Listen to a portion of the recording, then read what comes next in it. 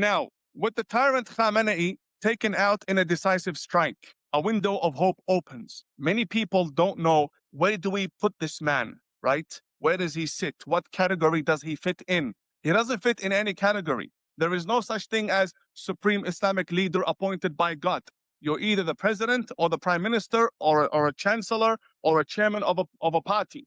That's what we have in the United Nations. There is no such thing as elections that elect a president and then he goes and kisses the hand of another individual and says, whatever you say, I follow. That is the scam of scams. And what we need to understand in the West is the same way we had the bin Laden, Osama bin Laden, who claimed to be Sunni. We have the Shi'i version, that is Khamenei, on the same level of threat, the same damage that we have seen. So a window of hope opens. Why? Because his removal marks the end of an era of brutality, a regime that ordered the slaughter of its own people and its neighbors, funded the Houthis and proxy wars, and threatened global peace. This is a victory for justice, a blow against the architects of division who align with ideologies like the Brotherhoods in their quest for dominance. We call for freedom in Iran, free from the chains of tyranny. We call for freedom where voices can rise without fear. And we call for freedom that honors the Iranian people's rightful place amongst the nations. This connection between the regime and the Brotherhood runs deep. The Iranian regime has long funneled vast sums, tens to hundreds of millions annually, to Hamas, the Palestinian offshoot of the Muslim Brotherhood, providing weapons, training, and financial backing to fuel violence and instability. We don't need to speak about Hamas. We know they're garbage. These are not distant stories. They are warnings etched in blood. They remind us that tolerance without vigilance becomes complicity, and openness without boundaries invites subversion, and freedom without courage invites tyranny. Let us also turn our gaze to the brave people of Iran, who have endured decades of tyranny under a regime that exports terror and oppression. The Iranians, who are they?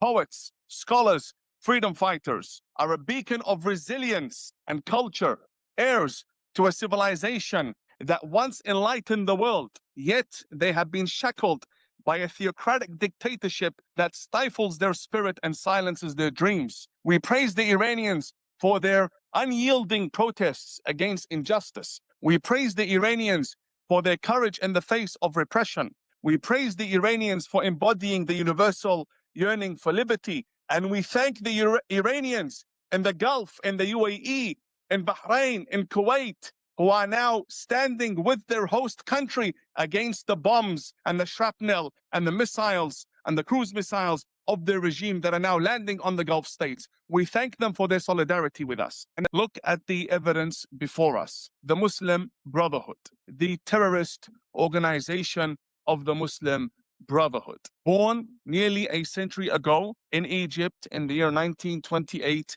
founded by a crooked cleric by the name of Hassan al-Banna.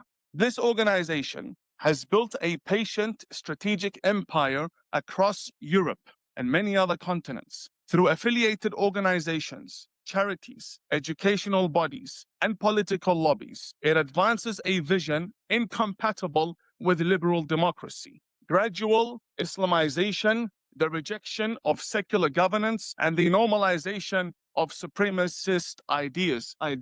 Now, as I read this sentence, it came to my mind that perhaps I should explain what is going on here. You have a Muslim imam who is opposed to the expansion of a Muslim organization.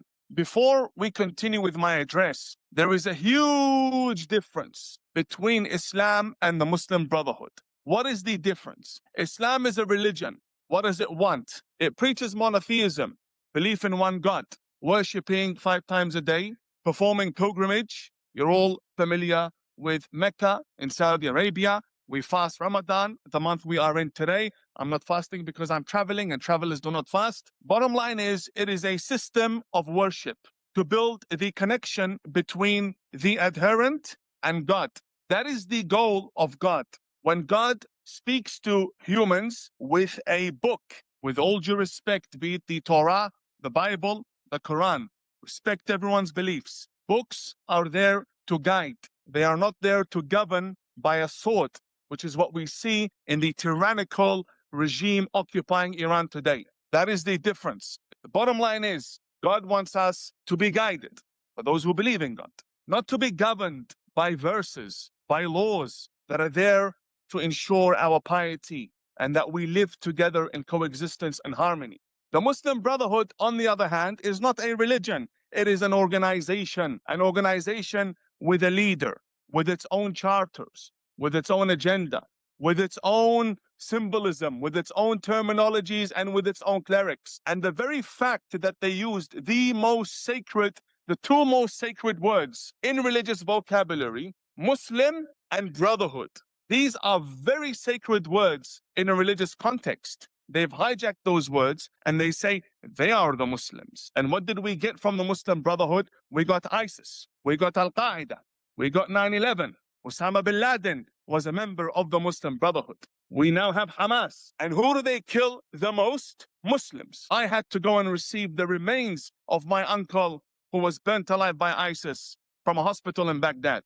They kill Muslims who disagree with them first because we are the nearest to them and opposing them. And therefore, we need to encourage the Muslims who stand to reclaim their faith from the crooks who have hijacked it. Islam is a religion that needs to be separate from politics, and governments need to be governments who serve all citizens and all institutions equally. The same way a library and a park and a museum cannot have a religion, the same way a government should not have a religion. The government should protect the mosque and the nightclub equally. That is exactly, and these two institutions can be opposed to each other, but that is God's job to judge. The job of the government is to protect citizens and to organize our affairs.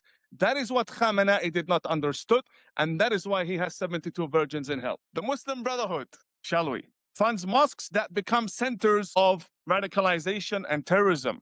It influences youth through front groups that weaponize grievances. What do I mean? You see these Muslim association groups in universities who speak as though they were employed by Hamas. That you find in the charter of the Muslim Brotherhood, who decided that what America needs and what Canada needs and what Europe needs is students in their educational institutions, colleges, primary schools, high schools, and universities, shaping the narrative so that future graduates already have 50% of Muslim Brotherhood ideology. It is hilarious to see people from the LGBTQ community who would be butchered alive by Hamas be celebrated by Hamas, because Hamas has nothing to do with God, with religion, with laws, with morality, with anything. Hamas will use whoever stands to support it. And therefore, if you see such groups, they need to be educated that you are not standing for human rights when supporting Hamas. You are in fact being the useful idiot of the Muslim Brotherhood, and boy, do they have many useful idiots. God bless you. Thank you. The Muslim Brotherhood delegitimizes our allies and sows discord under the guise of coexistence. We see it in the funding trails that lead from distant capitals to European capitals. We see it in the reports documenting millions funneled to networks linked to extremism, and we see it in the testimonies of those who have fled its shadow. The Muslims who have fled from Muslim Brotherhood governed states, influenced, impacted states, those are not Islamophobes. Let's go back to Islamophobia for a second, since it was mentioned in great detail here. I'm a Muslim. I was born in Iran, but I'm an Arab. I was born in Iran. We fled Khomeini. Does that make me an Islamophobe? What does phobia mean? Europe? What does it mean? A phobia is an irrational fear. You know what's irrational? To me, if someone came and said, I'm scared of strawberries, I'm scared of bananas, that to me sounds like a phobia. But if someone is afraid of ISIS, of Hamas, of the IRGC, they are very rational and they are very logical. And I respect that fear, because there are only two sides when it comes to terrorism. You are either for or you're against. And you're against because you fear the danger of this terrorism. And therefore, it is a heavily politicized term. What is the right term to use? The right term, my dear friends, is anti-Muslim bigotry, because that is real.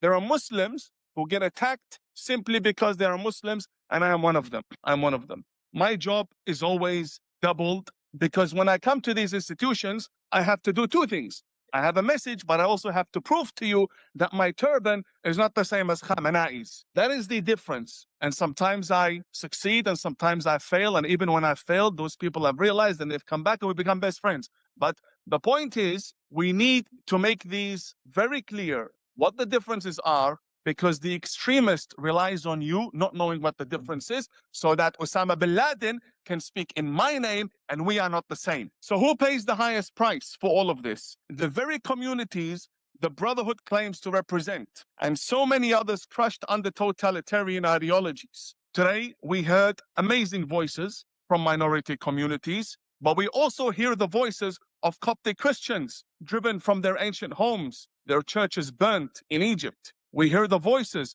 of Yazidis and Druze, survivors of genocide, who now warn us of the same ideology's reach. And we hear the voices of Assyrian and Chaldean Christians and the Rohingya and the Baha'is and the Ahmadiyya Muslims and the Kashmiri Pandits and the Jews, our cousins, persecuted minorities who know the cost of unchecked Islamism. A very important term. Islamism is distinct from Islam. Islamism is what you use to describe the Muslim Brotherhood and the IRGC, political Islam, who uses any system, including religion, in order to control the masses. And while the infiltration of foreign agendas and the importation of divisive ideologies, who imports them? Hamas's friends and the Muslim Brotherhood already here in Europe import these ideologies on the streets, and you see the protests and the terrorist flags everywhere. They import them into Europe, and they represent a grave threat. But what is far worse and infinitely more insidious is Europe actively funding its own demise through millions in taxpayer euros channeled to organizations and networks aligned with the Muslim Brotherhood's ideology through grants, national subsidies, and partnerships with affiliated groups. Muslim Brotherhood advises the European Parliament. It advises some elected members, whether on grounds or outside, especially Ramadan, where networking is intensified. The Muslim Brotherhood, this is their season. European institutions, unwittingly or deliberately, subsidize the very structures that undermine secular democracy, promote separatist ideas, and erode the foundational values of individual liberty and pluralism. This self-sabotage transforms openness into complicity, turning the continent's own resources against its future. Yet Europe has a choice. You can pretend the threat does not exist, ignore the expert analyses, the insights of counter-extremism voices within Islam, the reports exposing financial networks and ideological infiltration, or we can act. We must designate the Muslim Brotherhood and its affiliates as a threat to our security and values, and terrorist organizations across Europe, they need to be designated as terrorists for what they are. We must scrutinize funding that flows to fronts promoting division, and we must protect our democratic institutions from those who would replace them with theocratic control. To this Parliament and to Europe, the hour is late, but the resolve is strong. We, us, will not yield. We will not, but we will expose. We will safeguard, and we will prevail. Thank you. May truth and courage guide us forward. Yes. If you have a 401k or an IRA, please listen. Gold is at record highs. What many people don't know is this: you can move part of your retirement money legally and without tax penalties into physical gold you actually own. Alpha Omega Gold helps you do this through a gold IRA. Your gold is real. It is stored safely. It is in your name. Learn more at ao.gold/stand.